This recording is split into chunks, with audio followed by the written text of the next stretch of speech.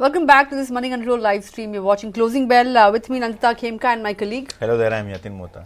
Well, Yatin, we started out on a good note. It looked like we would be extending the gains that we saw last week, but it wasn't, it was not to be, given the fact that we saw the US futures plummet in the middle of the day, and European markets also opened weak. And post that, the Nifty, which by the way came very close to that 22,700 mark, took a complete U-turn. In fact, we also broke below that 22,500 mark, which we managed to defend last week pretty smartly.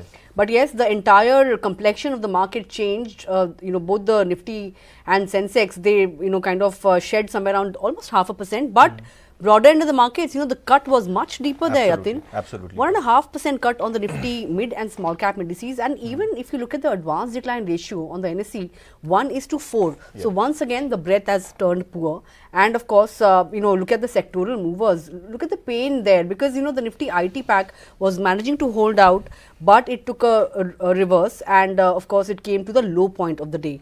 Barring the FMCG pack, all the other sectors ended the day in the red. Even the metal pack, Yatin, outperformed last week, saw gains of 9% today. That index also gave up its gains. Individually, Trent, that was the top laggard.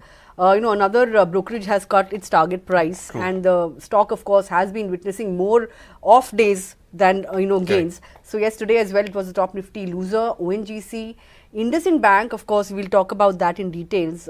Some bit of issue in terms of management continuity that seems to be weighing in on the stock. Bajaj Auto, Eicher, some of these auto names, L&T, these were some of the top laggards. On the flip side, you had some of the FMCG names that were in favor today, the likes of HUL, ITC, even Nestle for that matter, Asian Paints, all these consumption stocks were doing well. SBI Life from the insurance pack was doing well. Even Power Grid and Infosys earned an upgrade from CLSA. That stock was also among gainers. But I think capital market related stocks continue to see weakness. Absolutely. And, be it BSE Limited or CDSL or, the brokerage stocks like Angel One and Motilal Oswal, most of these stocks which had seen a very strong bull run, especially in the last 1.5 years, have seen clear, drop not only in the overall business, but also in terms of the target multiples. In fact, today we had BSE Limited, wherein brokerages have cut not only the target price but the valuation multiples also, especially after the controversy regarding the weekly expiry, when an NSE has moved the weekly expiry to Monday, starting April futures with the BSE expiry happening on Tuesday. So it is to be seen what kind of market share loss does this leave for BSE, what kind of volume impact does it have, especially in a bear market. We see volumes going down, but with the expiry shift also, there could be some impact on the overall volumes. Apart from that, stocks like JM Finance, Spark, Triveni Turbine also lost anywhere between 3 to 8%. However, after the promoters bought in shares from open market, Z Limited shares surged 4%. Other stocks like Lal, Pathlab as well as Godrej also did well, almost 4.5% kind of a gains coming in for all of these stocks. All right, those were the movers and shakers. But Yatin, one stock that was in focus today was IndusInd Bank. Correct. Given the fact that the RBI has approved the 1-year extension for the CEO, current CEO, Sumant Katpalia, by only 1 year. The board had approved a 3-year extension for the CEO. True. But with the RBI approval for just 1 year extension, there has been disappointment, in fact, concerns over leadership transition and business continuity that weighed down on the stock. In fact, the shares fell to a 52-week low. In fact, it also fell to the lowest since July 2022. The stock has already been underperforming, but this news, seems to be a fresh overhang on the stock. Some of the brokerages believe that it does give the bank some time to address regulatory concerns and, even to look for the new CEO. True. But of course, this element of uncertainty adds, another layer of overhang for the stock. Of course, key factors that RBI would have thought, when giving 1 year extension could be concerns over the progress on the conditions that were set during the last extension, and of course also issues related to the MFI and auto loan portfolio. True. These two, segments of the bank have been under pressure, which led to higher NPAs of the bank as well. Looking at what the brokerages are saying, some of them have downgraded the stock and cut their target prices as well, but there are some who have cut the target price but maintained their buy rating on the stock as well. So let's take you through some of these brokerage notes. UBS, it has downgraded the stock to sell from neutral. Target price has been cut to 850 rupees vis-a-vis 1070, which is the lowest target on the street for the bank, for the stock, mind you. It has said that 1 year tenure is negative for near-term earnings outlook because the focus will shift back to regulatory prescriptions, and the lack of strategic direction, lower growth may lead to further derating of the stock going forward. That's according to UBS. They have cut their FY26, FY27 EPS estimates by 10.5%. BofA Securities, it has double downgraded the stock to underperform vis-a-vis buy. Target price has been cut by 32%. To somewhere around 850 or thereabouts. So it's from 1250 rupees. And aside of that, they've said that it may take 12 to 18 months to get clarity on the management, the future strategic decisions as well. And of course, till the time clarity emerges on who will be the next CEO, the re-rating, of course, is looks unlikely. On the other hand, you have Citi. They've asked two key questions: who's next and what next? Of course, they have retained their buy rating. Target price is at 1378 rupees per share. They have said that, the 1 year extension, of course, signals RBI's discomfort. Uncertainty could, uncertainty over continuity going beyond 1 year, of course, will be a concern. And it is, it could be inferred that RBI is allowing more time to explore alternatives to the bank. But Jefferies has actually said that it's the deputy CEO, Arun Khurana, who could be the front runner for the next CEO post. They've maintained their buy rating, and they also believe that valuations at current levels at 1 times FY26 price to book looks attractive.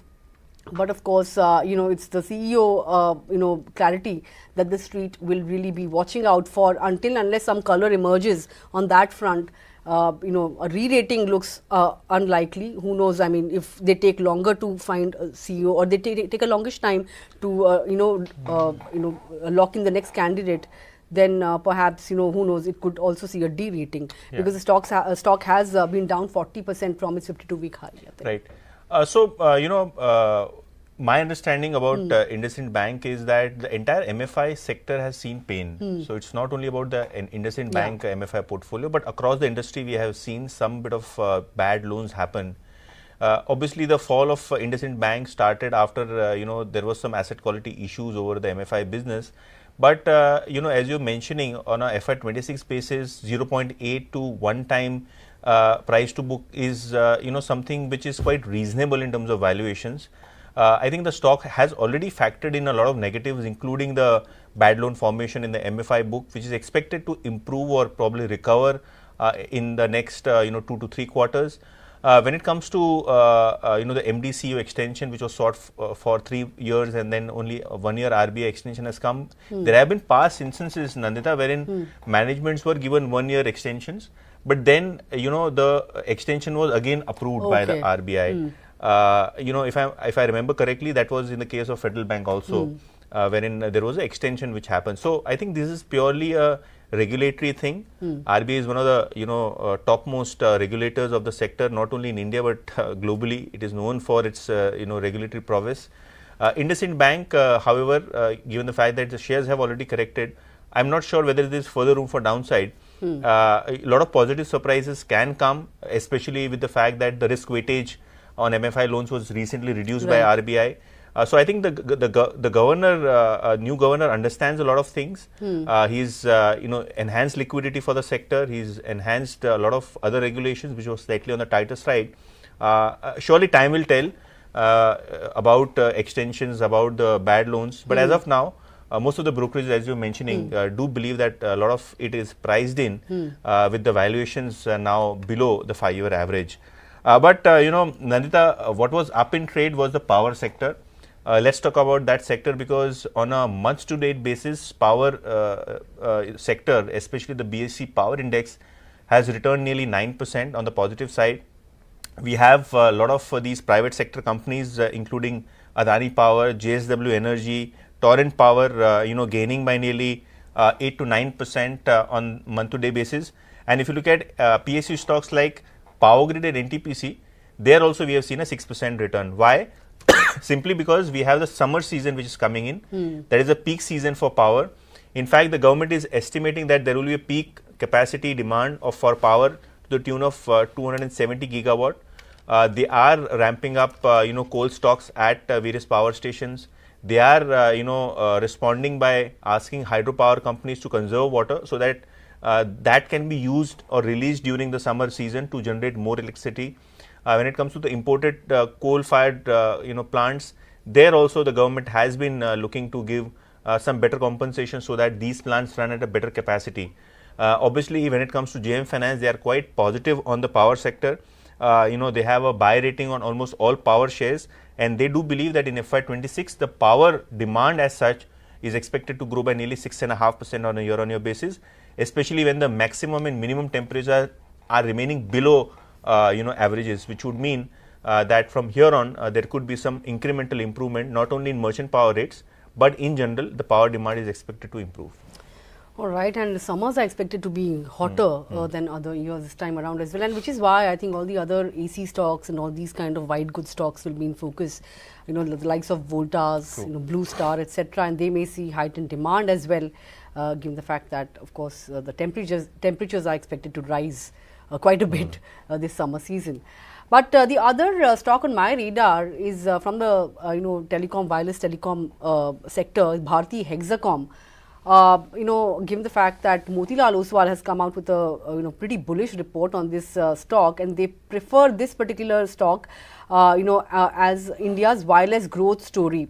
Of course, Bharti Hexacom, the shares, since they have listed, they have given, extremely good returns, 2.3 times from IPO price since April 2024.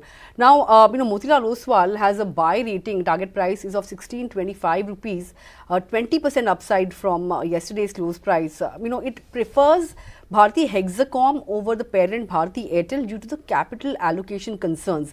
Recently, Sunil Bharti Mittal had indicated that the Bharti Airtel will be looking for an overseas acquisition over the medium term. So, that's why there are capital allocation concerns, and which is why Motilal Oswal has picked Bharti Hexacom over Airtel due to capital misallocation concerns.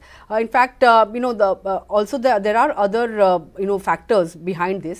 Because this company operates in Northeast India and Rajasthan, wherein we had, Vodafone Idea had prioritized Northeast. In fact, had to deprioritize. They were looking to grow in that area, but they had to deprioritize this particular area given the capital constraints that they have, and the internet.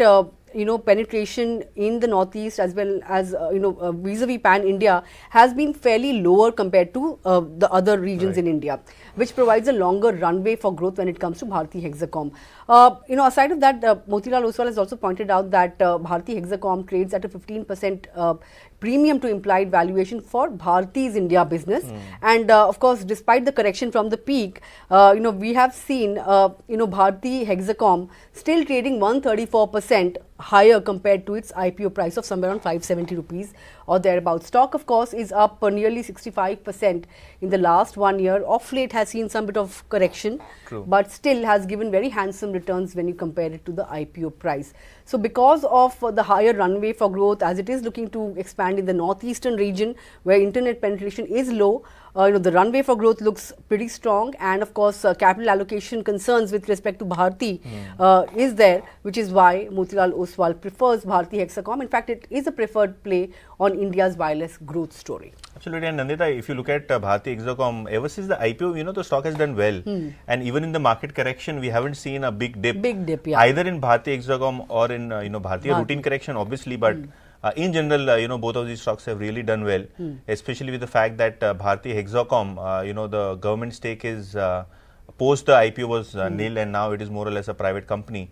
Obviously, the markets have been speculating whether or not Bharti Hexacom gets merged into Bharti Airtel. A lot of technicalities in that, but standalone basis also, as you're mentioning, big brokerages like Motilal Oswal are expecting a decent upside even from the current levels.